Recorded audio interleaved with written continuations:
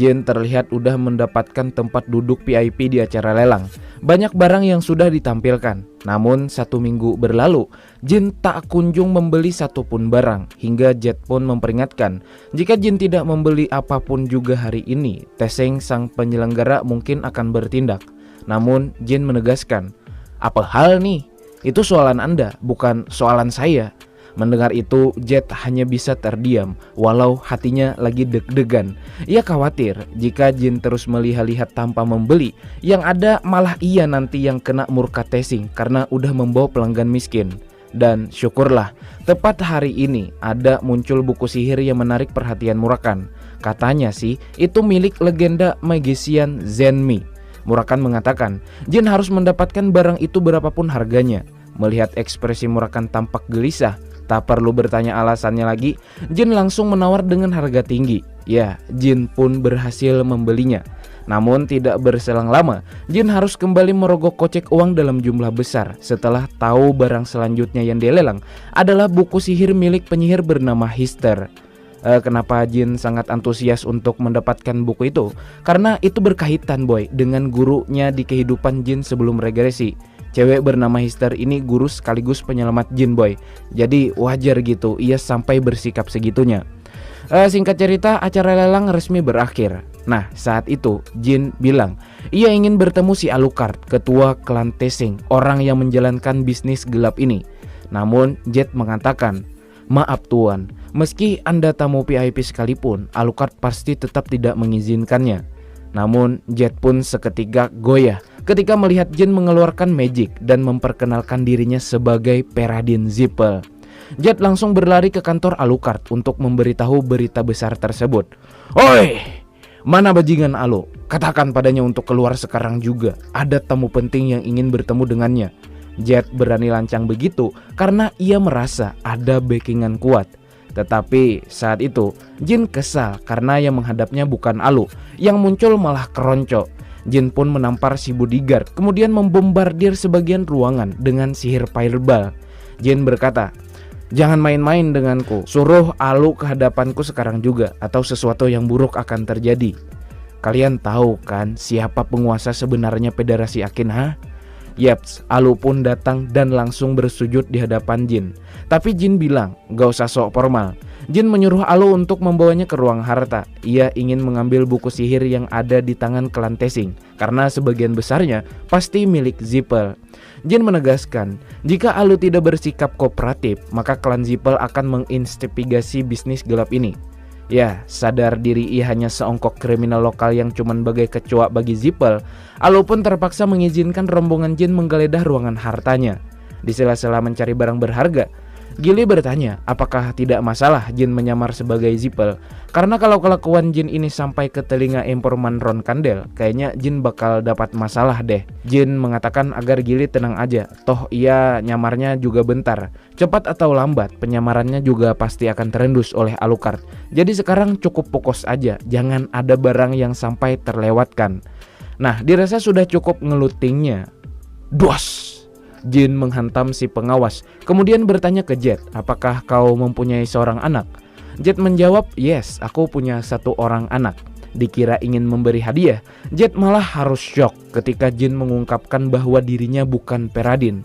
Jin mengusulkan supaya Jet untuk bergegas kabur, bawa keluarganya ke kerajaan Bemen. Alu tidak akan mengejar Jet jika Jet ke sana.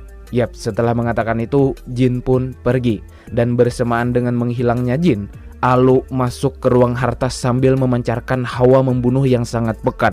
Alu udah sadar boy, ia telah ditipu. Tapi nasi udah jadi bubur, pelakunya udah kabur. Sambil berteriak, "Woi!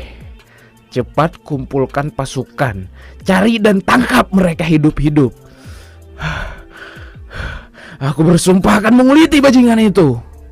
Kembali ke sudut pandang kelompok Jin, mereka kabur ke hutan dan dengan entengnya beristirahat di sana seolah menunggu keberadaan mereka terlacak. Yaps, tidak butuh waktu lama, 1 unit gangster yang dipimpin Alucard mengepung Jin di segala sisi. Alu terus ngebacot bagaimana cara ia akan memperlakukan kelompok Jin. Melihat kepala Alu berurat-urat karena marah, Jin kembali menambah kabar buruk bagi Alu bahwasanya dia udah menyebarkan daftar penculikan budak ke seluruh dunia menggunakan Magic Mile. Besok kekaisaran pasti akan mendatangi mereka. Alu yang semakin terprovokasi langsung mengerahkan seluruh bawahannya. Di lain sisi, Jin minta Murakan menangani semua para keronco yang jumlahnya mungkin hampir 100 personil boy. Ia ingin fokus berduel dengan bos mereka, yaitu Alucard, seorang star bintang 7 seperti Peace Huckle. Murakan oke aja sih, tapi dengan syarat jatah harian Pais Strawberry untuknya tolong ditambahin. Yeps, deal. Tidak seperti lawannya yang terkesan alot, Murakan segera mendatangi mereka dan membantai satu persatu lawannya, bagaikan membunuh kecoa. Alu yang menyaksikan bawahannya pada bertebaran di udara hanya dapat melongo boy. Alu menjadi gila dan membunuh anak buah terakhirnya. Kini tinggal menyisakan dirinya seorang. Murakan yang tahu tugasnya udah kelar, segera mundur ke belakang dengan gili menonton Jin berduel dengan Alu. Bocah, semangat ya. Orang itu pas untuk bahan latihanmu. Dia sedikit di bawah Peace Huckle sih, tapi jangan lengah. Dia tetap star 7, kata Murakan. Nggak pakai bacot lagi, pertarungan dimulai. Alucard menghujani Jin dengan rentetan serangan cepat dan tajam yang terus hampir menusuk bagian vital Jin. Waktu itu, Alucard cukup kaget mengetahui lawannya bukan seorang mage, melainkan Magic Swordman. Ya, Alu tahu lawan seperti itu merepotkan karena mereka spesial. Tapi Alu bukan takut ke Jin, ia lebih ke heran. Kenapa ya orang yang membantai semua bawahannya tadi malah nyantai di pinggiran menonton pertarungannya. Alu yakin orang itu jelas-jelas lebih kuat darinya.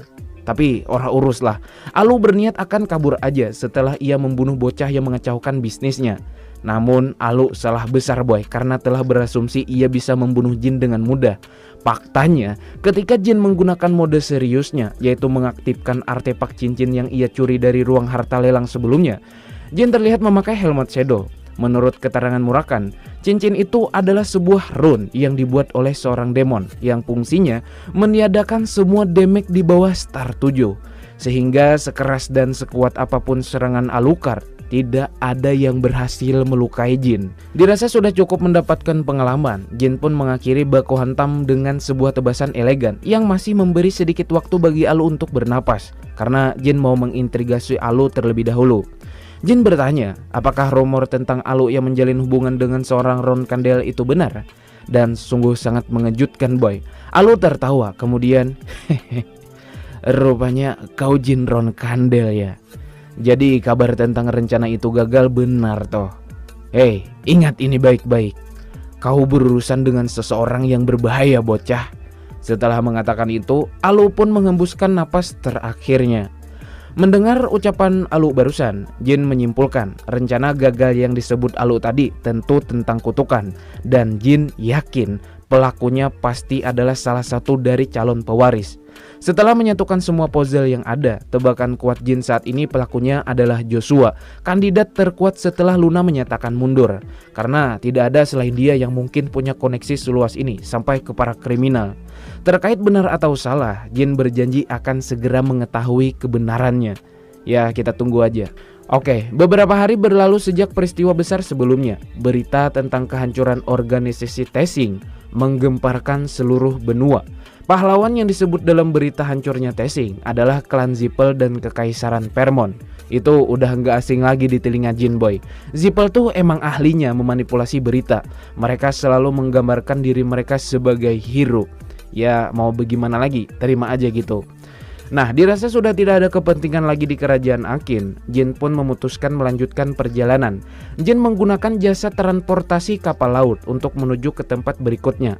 Nah, selagi di perjalanan, Jin memanfaatkan waktu luang itu untuk mempelajari buku sihir yang ia beli di pelelangan kemarin.